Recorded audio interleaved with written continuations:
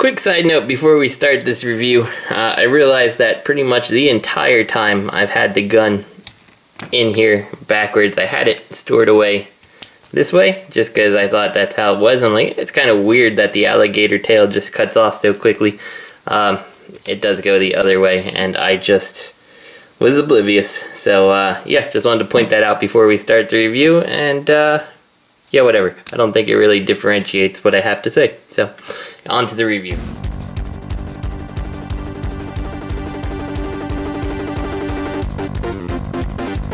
What's going on, guys? T2RX6 here, back for another Transformers review, and today we're taking a look at the Titans Return Skullsmasher, or as I like to have called him, Skull Cruncher back in the day. Obviously this is the G1 Skull Cruncher, but, you know, modernized, and, you know, it's a real nice looking alligator in my opinion. The head looks awesome. It's on a ball joint here. It opens, you got a nice sculpted tongue in there. The teeth, you know, from the front, I don't care for these teeth that stick out to the side a little, but when the mouth is closed, it makes it look real nice like that. Articulation on the alligator, though, is completely lacking. The head, like you saw, it's on a ball joint. That's great. The arms kind of rotate like this, and you can bring them in and out, but you can't turn, well, you can turn them up here, but you can't, like, bring them forward or anything. Then again, I haven't really studied the articulation on a real alligator, so maybe that's okay. I'm not really sure.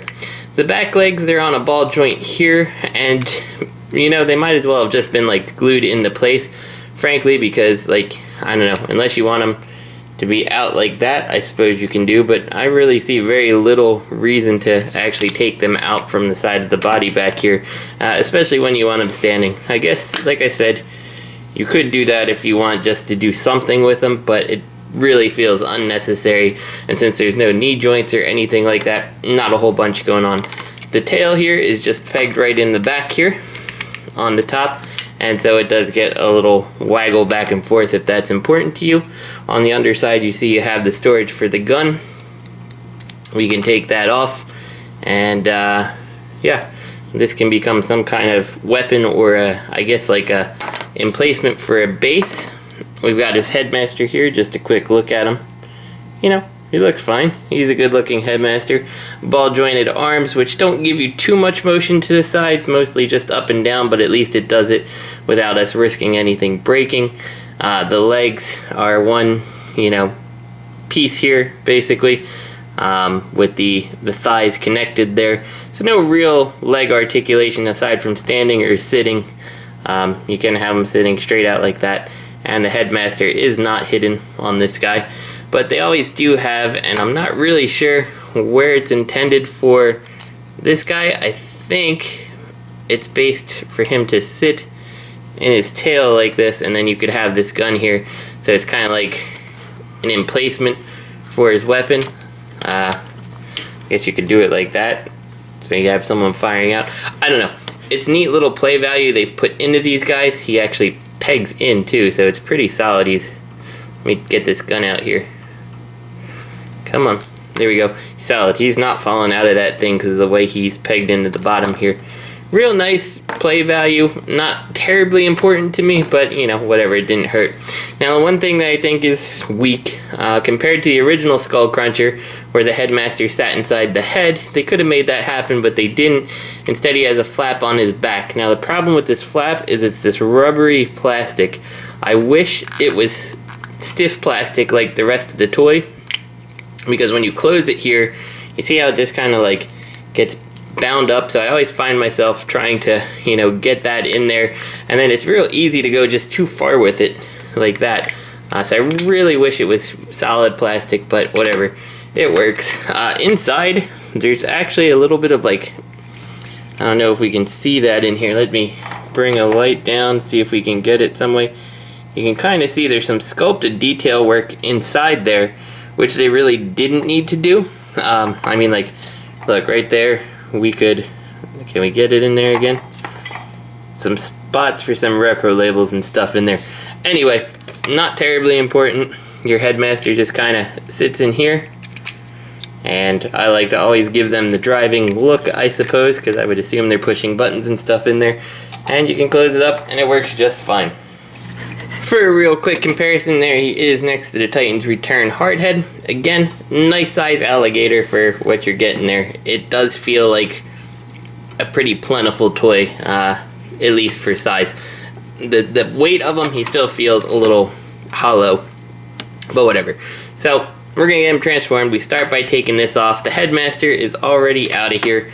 In usual headmaster form, all you do is fold the arms up to the side and bring his little feet down, just like that. Now he's in head mode. We're gonna take these legs and bring these out. These are by far the weakest part of this toy. I've already gone ahead and put some clear nail polish on the ball joints for the hips because he was just wobbling around, and I'm probably going to do it for these because they're real loose. But regardless, for the review, you do that, you pull these out, and make sure these legs are tucked in. A shame that the back is completely hollow, but not much you can do due to the transformation. And take these and flip them forward. They will go in very easily, so I'll probably end up seeing if I can stiffen them up with some clear nail polish too. So coming up to the top of the toy here, you're going to disconnect the alligator head, and these are a little sharp when you're messing with them, but disconnect them and bring it straight down like this. And now we can bring his shoulders down, just like so. Spin his biceps around here. Spin his forearms around and bring these little, I guess, alligator claws, I guess you would call them, to the side just like that, and flip out the fists just like so. And he is done, with the exception of adding his headmaster. So we take his headmaster, we plug it right into the top here, and there we go. We got Skull Cruncher / Skull Smasher in his robot mode, and I gotta say, he looks good. I like the overall aesthetic of this guy. We can give him his gun here. We'll just put that in his hand.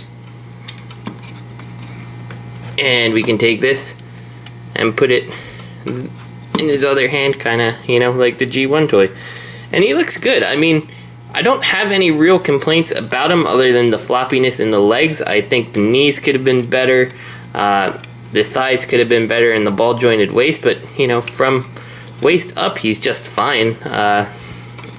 Nitpicking, I'd say you could do something better with the claws, and of course the hollows that they have could have been removed somehow for the most part, but it's a solid toy.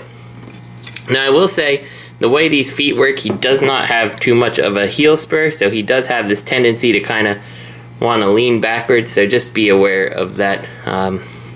Usually giving him his weapons in the front usually does help him stand better. So for a quick size comparison, here he is next to the Titans Return Hardhead. Again, heel spurs. I do find if you kind of angle his legs like this, it tends not to be a problem.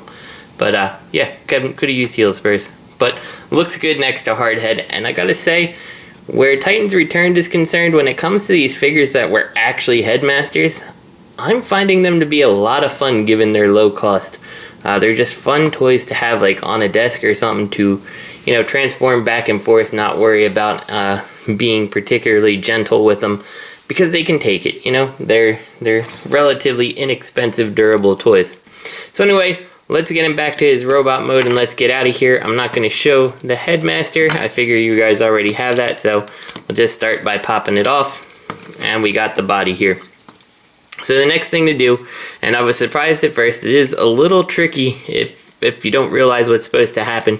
He's got these channels here on the top of his body, and he's got little tabs here. So you want these to come up, and you want to make sure that both of them are sitting within their respective channel. And that may take a little bit of wiggling of the shoulder to make sure you've got it in place. But once it's in there, you hopefully will realize and, you'll understand.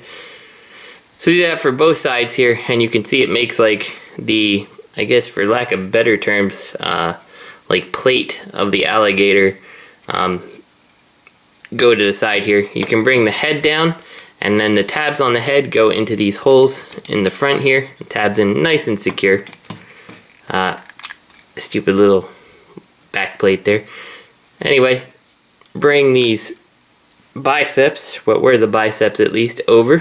Fold the hands in, which I think I did that on my own without really saying it. Rotate the pink arms just so they look good when he's on the ground. I always like to put him on the ground and just kind of check it real quick. So we got that.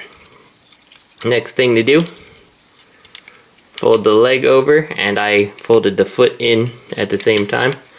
Once we got that, clip it together.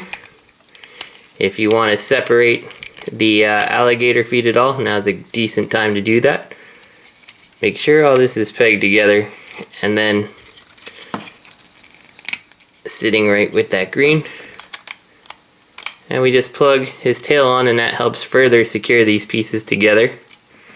And if you want to store away his gun again, just go ahead and put that in there. So yeah, it's super simplistic, a lot of fun. I think Hasbro is doing a good job with these, and I'm definitely in on any headmaster that is legitimately a headmaster. So this is T2RX6. I hope you guys enjoyed the review, and I'll see you next time.